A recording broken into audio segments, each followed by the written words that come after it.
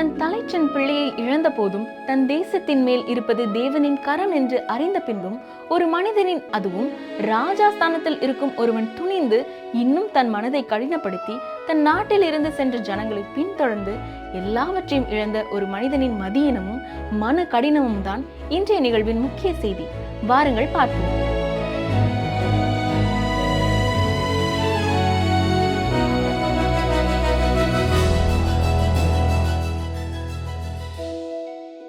வேத ஆராய்ச்சி நிகழ்ச்சியை தொடர்ந்து கேட்டு எங்களையும் உற்சாகப்படுத்தும் உங்களை அன்போடு வாழ்த்துகிறோம், வரவேற்கிறோம். இந்த நிகழ்ச்சிகள் கடவுளை குறித்து சரியாய் அறிந்து கொள்ள, அவருடைய எதிர்பார்ப்புகளை புரிந்து கொள்ள உங்களுக்கும் உதவி செய்கிறது என்று விசுவாசிக்கிறோம். இந்த நிகழ்ச்சியிலே நாம் யாத்ராகமம் 14ஆம் அதிகாரத்தை கற்றுக்கொள்ளப் போகிறோம். இதில் பார்வோனும் அவனது இராணுவமும் இஸ்ரவேலரை பின்தொடர்வதை குறித்தும் மற்றும் எகிப்தின் மேல் தேவனுக்கு கிடைத்த வெற்றியை குறித்தும் பார்க்க இருக்கிறோம். கவனியங்கள், வாசிக்கிறேன். யாத்ராகமம் 14ஆம் அதிகாரம் முதல் 2 வசனங்கள். கர்த்தர் மோசேயை நோக்கி, நீங்கள் திரும்பி மிக்தோலுக்கும் சமுத்திரத்துக்கும் நடுவே பாகால் செபோனுக்கு முன்பாக இருக்கிற ஈரோத் பள்ளத்தாக்கின் முன்னடியிலே பாளையம் இறங்க வேண்டும் என்று இஸ்ரவேல் புத்திரருக்கு சொல்லு.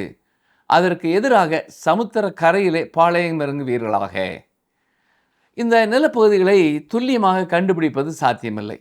ஆனால் அவை நைல் நதிக்கும் செங்கடலுக்கும் இடையிலே எங்கோ இருக்கின்றன. யாத்ராகமம் 14ஆம் அதிகாரம் 3ஆம் வசனத்தை பாருங்கள். அப்பொழுது பார்வோன் இஸ்ரவேல் புத்திரரை குறித்து, அவர்கள் தேசத்திலே திகைத்து திரிகிறார்கள், வனாந்திரம் அவர்களை அடைத்து போட்டது என்று சொல்லுவான். பார்வோன் இஸ்ரவேல் மக்களை கண்காணிக்க ஒற்றர்களை வைத்திருந்தான். எப்படியும் 21 லட்சம் மக்கள் நடமாடுவதை மறைப்பது கடினம். இஸ்ரவேலர்கள் கடற்கரை வழியாக பெலிஸ்தேரின் தேசத்தை கடந்து செல்வார்கள் என்று பார்வோன் எதிர்பார்த்தான். ஆனால் அவர்கள் வனாந்தரத்தை நோக்கி சென்ற பொழுது அவர்கள் வழி தவறிவிட்டார்கள் என்றும், தாங்கள் எங்கே போகிறோம் என்று அவர்களுக்கு தெரியவில்லை என்றும் அவன் நினைத்தான். அவர்கள் சிக்கிக் கொண்டதாக அவன் நினைக்கும் பொழுது அவன் அவர்களை துரத்துவான் என்று தேவன் கூறுகிறார். பார்வோன் இஸ்ரவேலர்களை மனமில்லாமல் தான் போகவிட்டான் என்பது தெளிவாக தெரிகிறது. தேவன் இன்னும் இந்த மனிதனாகிய பார்வோனை சும்மா விட்டு விடவில்லை. பாருங்கள், யாத்ராகமம் 14ஆம் அதிகாரம் 4ஆம் வசனம். ஆகையால் பார்வோன் அவர்களை பின்தொடரும்படிக்கு நான் அவன் இருதயத்தை கடினப்படுத்தி, நானே கர்த்தர் என்பதை எகிப்தியர் அறியும்படி பார்வோனாலும் அவனுடைய எல்லா இராணுவத்தாலும் மகிமைப்படுவேன் என்றார். அவர்கள் அப்படியே செய்தார்கள். எகிப்தியர்கள் ஏற்கனவே போதுமான பேரழிவுகளை சந்தித்து விட்டார்கள் என்று நீங்கள் நினைக்கலாம். ஆனால் அவர்களை நம்ப வைக்கக்கூடிய இதைவிட மிக ஆழமான ஒன்று இன்னும் நடக்கப் போகிறது. பாருங்கள், யாத்ராகமம் 14ஆம் அதிகாரம் 5 முதல் 7 வரை. ஜனங்கள் ஓடி போய்விட்டார்கள் என்று எகிப்தின் ராஜாவுக்கு அறிவிக்கப்பட்ட போது, ஜனங்களுக்கு விரோதமாக பார்வோனும் அவன் ஊழியக்காரரும் மனம் வேறுபட்டு, நமக்கு வேலை செய்யாதபடிக்கு நாம் இஸ்ரவேலரை போக விட்டது என்ன காரியம் என்றார்கள். அவன் தன் ரதத்தை பூட்டி தன் ஜனங்களை கூட்டிக் கொண்டு பிரதானமான 600 ரதங்களையும் எகிப்திலுள்ள மற்ற சகல ரதங்களையும் அவைகள் எல்லாவற்றிற்கும் அதிபதிகளான வீரரையும் கூட்டிக் கொண்டு போனான். எகிப்தின் பெரும் படை 600 ரதங்களுடன் இஸ்ரவேல் புத்திரருக்கு விரோதமாக புறப்பட்டு வருகிறது. ஏழைகளாக, திக்கற்றவர்களாக, தற்பாதுகாப்பற்றவர்களாக இருக்கும் ஒரு ஜனங்களுக்கு, குறிப்பாக பெண்கள், பிள்ளைகள் மற்றும் கால்நடைகளுக்கு அந்த எண்ணிக்கையிலான ரதங்கள் எவ்வளவு பெரிய பேரழிவை ஏற்படுத்தியிருக்கும் என்பதை உங்களால் கற்பனை செய்து பார்க்க முடிகிறதா? அவை அவர்களை முற்றிலும் நாசமாக்கி துண்டு துண்டாக சிதைத்திருக்கும். பாருங்கள், யாத்ராகமம் 14ஆம் அதிகாரம் 8 முதல் 10ஆம் வசனம் வரை. கர்த்தர் எகிப்தின் ராஜாவாகிய பார்வோனின் இருதயத்தை கடினப்படுத்தினார்.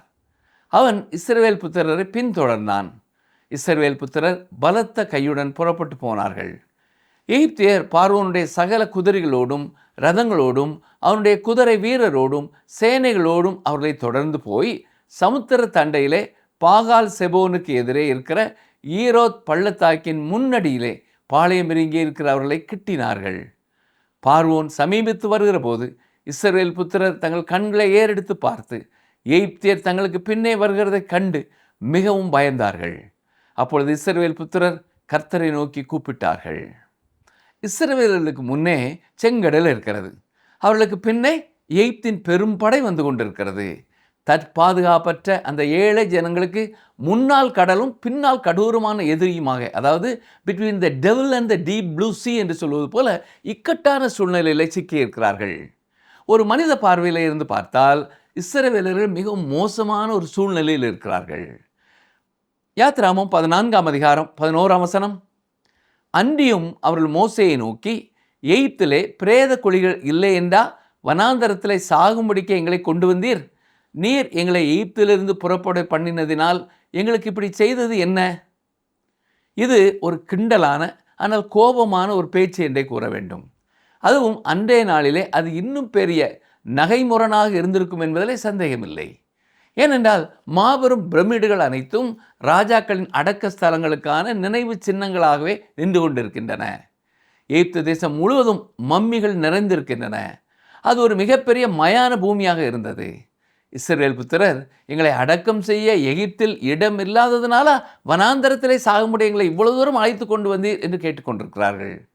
தாங்கள் வனாந்தரத்திலே வைத்து முற்றிலும் படுகொலை செய்யப்பட போகிறோம் என்று இஸ்ரவேலர்கள் உறுதியாக நம்பினார்கள். கவனிங்கள், வாசிக்கிறேன். யாத்ராமம் 14ஆம் அதிகாரம் 12ஆம் வசனம். நாங்கள் எகிப்திலே இருக்கும்போது நாங்கள் எகிப்தியருக்கு வேலை செய்ய எங்களை சும்மா விட்டுவிடும் என்று சொன்னோம் அல்லவா? நாங்கள் வனாந்தரத்திலே சாகிறதை பார்க்கிலும் எகிப்தியருக்கு வேலை செய்கிறது எங்களுக்கு நலமாயிருக்குமே என்றார்கள். இஸ்ரவேலர்கள் எகிப்து தேசத்தில் இருந்தபொழுது விடுதலைக்காக அழுது புலம்பினார்கள். தேவன் அவர்களை அங்கிருந்து வெளியேற்றுவதற்கான வாய்ப்பை ஏற்படுத்தி கொடுத்தார். ஆனால் அவர்கள் ஆபத்தில் சிக்கிய அடுத்த நிமிடமே மீண்டும் எகிப்துக்கே திரும்பி செல்ல விரும்பினார்கள். இப்பொழுது தேவன் தமது ஜனங்களுக்காக என்ன செய்ய போகிறார் என்பதை கவனியுங்கள். தேவனுடைய உதவி இல்லாமல் அவர்கள் திக்கற்றவர்களாகவும் நம்பிக்கையற்றவர்களாகவும் இருக்கிறார்கள். அவர்கள் மீட்கப்பட வேண்டும் என்றால் அதை தேவனே செய்ய வேண்டும். இன்று நாமும் நம்மை பற்றி அத்தகைய ஒரு சரியான பார்வையை பெற வேண்டும் என்று நான் விரும்புகிறேன். ஏனென்றால் நாம் அப்படியே அந்த இஸ்ரவேலர்களைப் போலத்தான் இருக்கிறோம். நாம் விண்வெளி வீரர்களுடன் நிலவுக்கு சென்று அங்கிருந்து நமது சிறிய பூமியை கீழ்நோக்கி பார்த்தால் பாவத்தில் தொலைந்து போன மனிதர்களைத்தான் பார்க்க முடியும். உண்மையில் நமது உலகம் மிகவும் நம்பிக்கையற்ற ஒரு இடமாகும். அது ஒரு பெரிய மயான பூமி. ரோமர் 5ஆம் அதிகாரம் 12ஆம் வசனத்திலே பவுல் நமக்கு என்ன கூறுகிறார்? இப்படியாக ஒரே மனுஷனாலே பாவமும் பாவத்தினாலே மரணமும் உலகத்திலே பிரவேசித்தது போலவும் எல்லா மனுஷரும் பாவம் செய்தபடியால் மரணம் எல்லாருக்கும் வந்தது போலவும் இதுவும் ஆயிற்று என்று சொல்கிறார். மனிதன் 5000த்திற்கும் மேற்பட்ட ஆண்டுகளாக தன் பயணத்தை தொடர்ந்து கொண்டிருக்கிறான். அவன் எதை நோக்கி பயணம் செய்கிறான்? மனிதன் கல்லறையை நோக்கி பயணம் செய்து கொண்டிருக்கிறான். இது பார்ப்பதற்கு அழகாக இல்லைதான், ஆனால் இதுதான் உண்மை. தேவனுடைய இந்த பிரபஞ்சத்திலேயே மனிதன்தான் மிக பிரம்மாண்டமான தோல்வியாக இருக்கிறான். சரி, இஸ்ரவேலரை எகிப்திலிருந்து மீட்டு கொண்டு வந்த செயல் எகிப்தின் மேல் தேவனுக்கு கிடைத்த வெற்றியையே குறிக்கிறது. இந்த இஸ்ரவேல் புத்திரரை பாருங்கள். தேவன் அவர்கள் சார்பாக கிரியை செய்யாவிட்டால் அவர்களின் அழிவு நிச்சயம். என் சத்தத்தை கேட்டுக்கொண்டிருக்கிற எனக்கு அருமையான சகோதரனை சகோதரியே, தேவன் தாமே அதை செய்யாவிட்டால் நீங்களும் நானும் ஒருபொழுதும் மீட்கப்பட்டிருக்க முடியாது. மீட்பு என்பது கர்த்தருடைய கிரியையாகும். யோனா 2:9 ரட்சிப்பு கர்த்தருடையது என்று யோனா கூறினார். ஆம், தாவீது ராஜாவும் இதே விஷயத்தை சொல்லியிருக்கிறார். இதுவே புதிய ஏற்பாட்டின் செய்தியாகவும் இருக்கிறது. வாசிக்கிறேன். யாத்ராமம் 14ஆம் அதிகாரம் 13ஆம் வசனம். அப்பொழுது மோசே ஜனங்களை நோக்கி, பயப்படாதிருங்கள், நீங்கள் நின்று கொண்டு இன்றைக்கு கர்த்தர் உங்களுக்கு செய்யும் ரட்சிப்பை பாருங்கள். இன்றைக்கு நீங்கள் காண்கிற எகிப்தியரை இனி என்றைக்கும் காண மாட்டீர்கள். கர்த்தர் தமது ஜனங்கள் சார்பாக கிரியை செய்வார். அவர்கள் செய்ய வேண்டியதெல்லாம் அவருடைய ரட்சிப்பை ஏற்றுக்கொண்டு அதை பெற்றுக்கொள்வது மட்டும்தான். அவர்கள் சும்மா நின்று கொண்டிருக்க வேண்டும். தேவனே அந்த வேலையை செய்து முடிப்பார். நினைவில் வைத்துக் கொள்ளுங்கள், உங்கள் ரட்சிப்பை நீங்களாகவே சம்பாதிப்பதற்கு உங்களால் ஒரு சிறிய விரலை கூட அசைக்க முடியாது. தேவன் உங்களுக்காக என்ன செய்திருக்கிறாரோ அதை ஏற்றுக்கொள்வது மட்டும்தான் நீங்கள் செய்ய வேண்டியது. பாருங்கள், யாத்ராமம் 14ஆம் அதிகாரம் 14ஆம் வசனம். கர்த்தர் உங்களுக்காக யுத்தம் பண்ணுவார், நீங்கள் சும்மா இருப்பீர்கள் என்றான். தேவன் தமது ஜனங்களுக்கு ரட்சிப்பை கொண்டு வருவார்.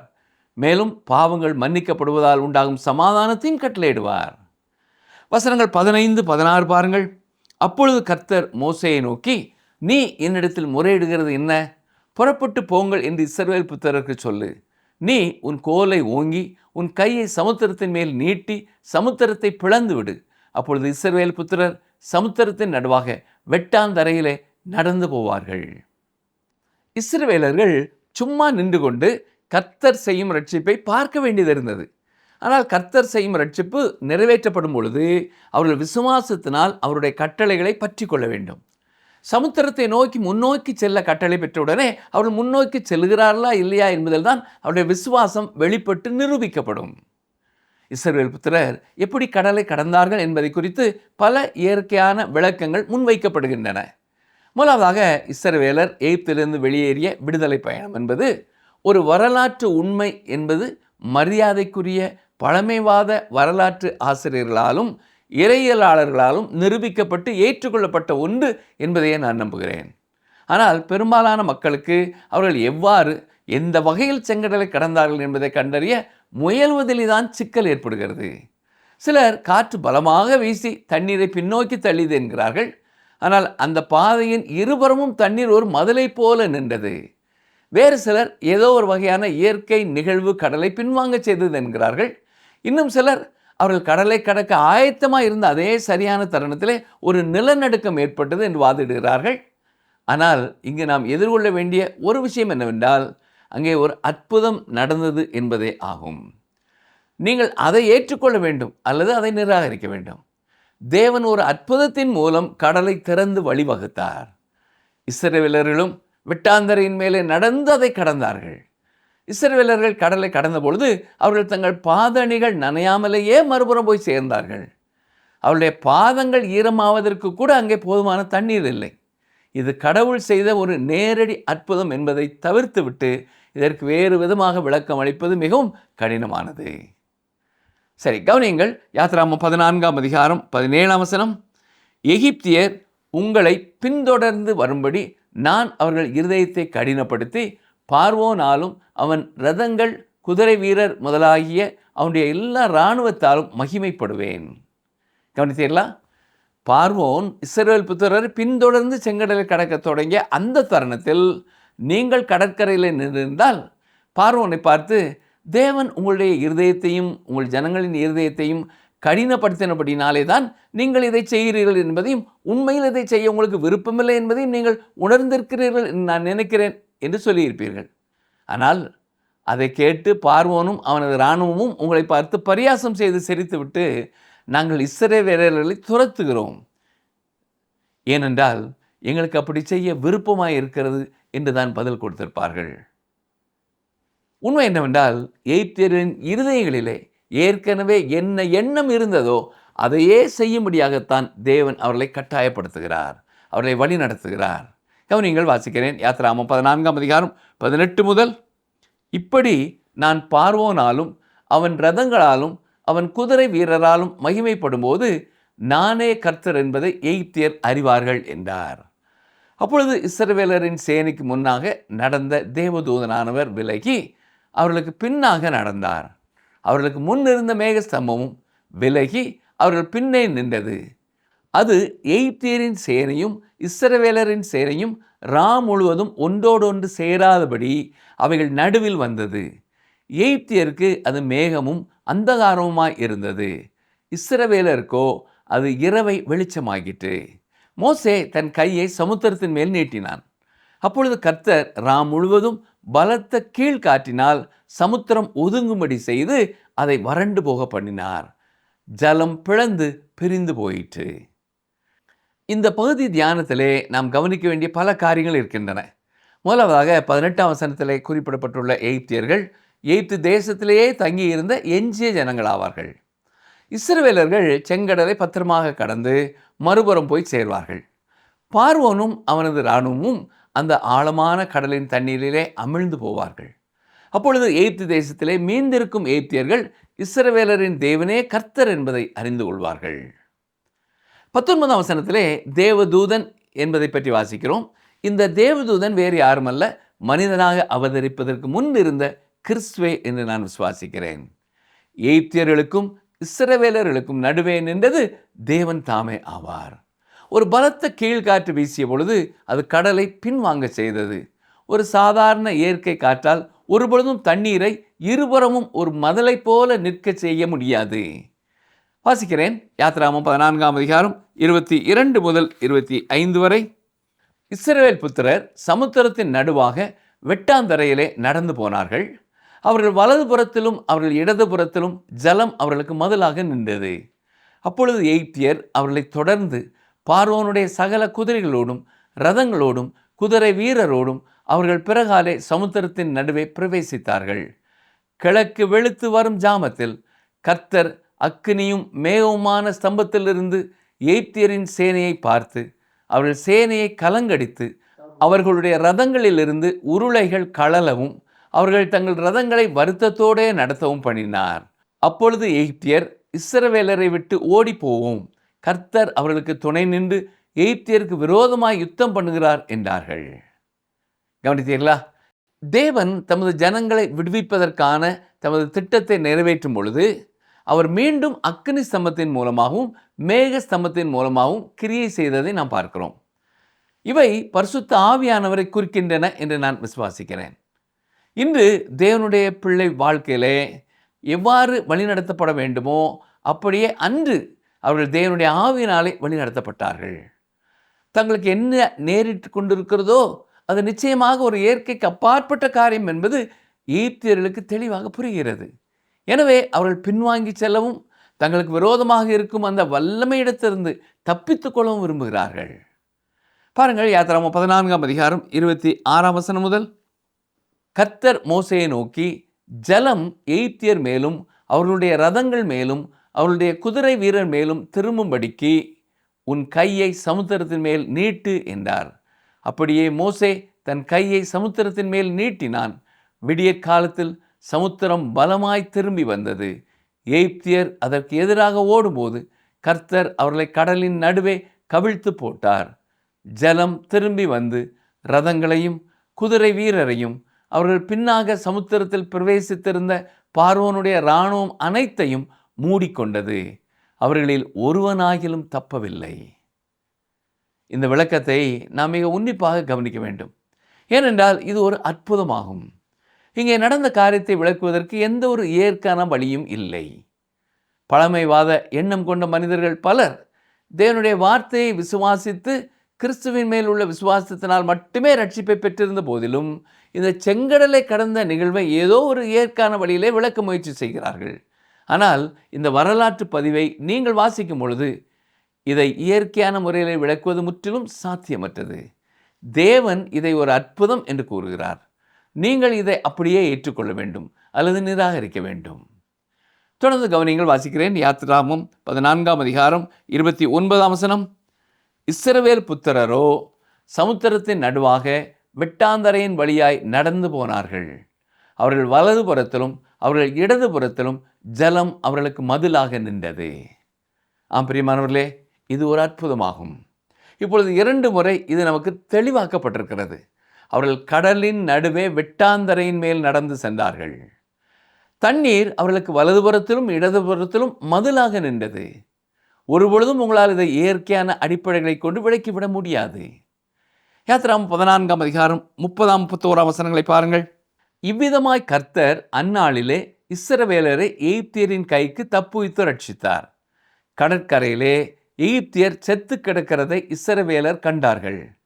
கர்த்தர் எகிப்தியரில் செய்த அந்த மகத்தான கிரியையை இஸ்ரவேலர் கண்டார்கள்.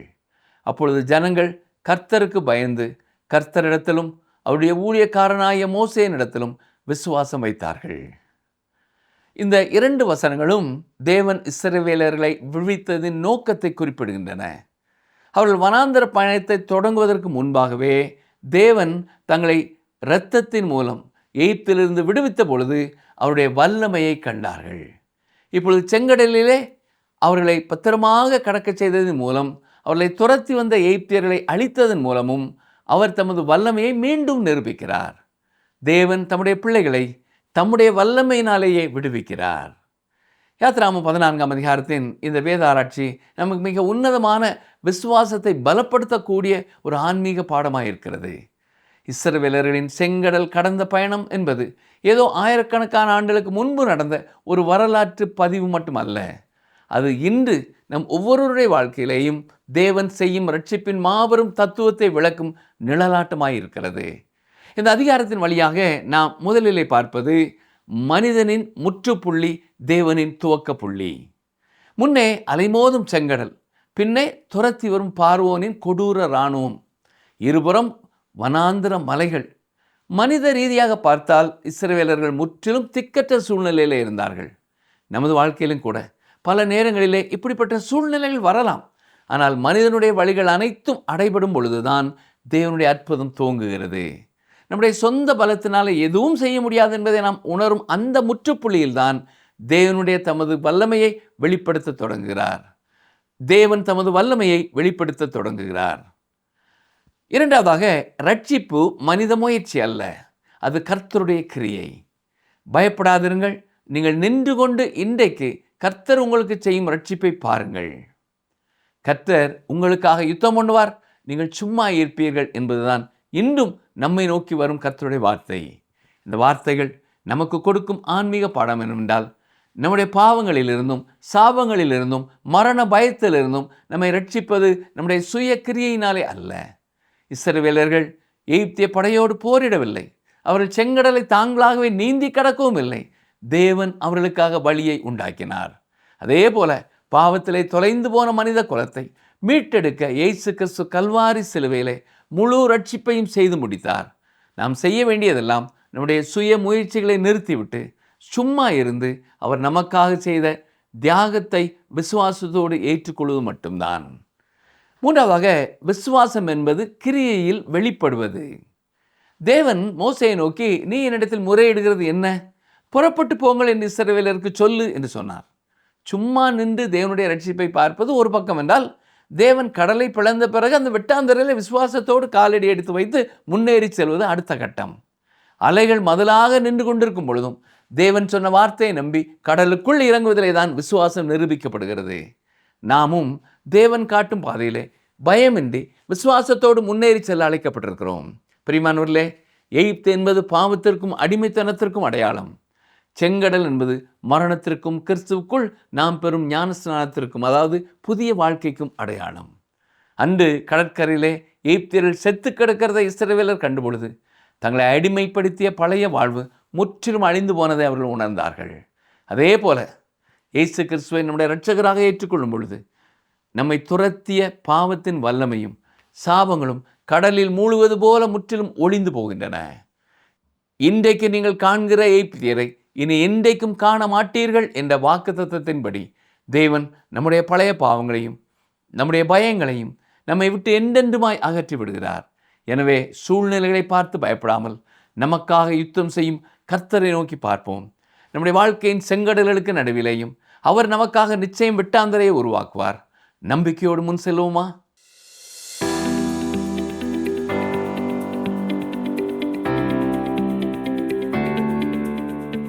எகிப்தியருக்கு அது மேகமும் அந்தகாரமுமாய் இருந்தது. இஸ்ரவேலருக்கு அது எப்படி இருந்தது? எகிப்தியருக்கு அது மேகமும் அந்தகாரமுமாய் இருந்தது. இஸ்ரவேலருக்கு அது எப்படி இருந்தது? ஆப்ஷன் ஏ, இரவை வெளிச்சமாக்கிற்று. ஆப்ஷன் பி, பாதுகாவலாய் இருந்தது. ஆப்ஷன் சி, மேகஸ்தம்பமாய் இருந்தது.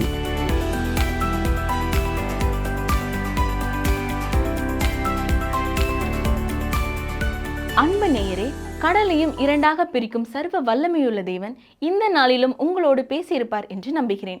ஆம், நம் வாழ்வில் வரும் சோதனைகள் தேவனின் வல்லமை வெளிப்படுவதற்கு மட்டுமல்ல, நம் விசுவாசத்திற்கான உரைக்கல் கூட. நம்முடைய விசுவாசத்தின் அளவுகோல் என்ன? சோதனைகள் நம்மை நெருக்கி போடுகிறதா, இல்லாவிட்டால் நான் கோதுமை மணியாக கனி கொடுக்க தயாராக இருக்கிறேன் என்பதா? இந்த நிகழ்ச்சி உங்களுக்கு பிடிச்சிருக்கா? அப்ப இப்பவே மிஸ்டர் கால் கொடுங்க. பரிசு வெல்றது நீங்களாவும் இருக்கலாம்.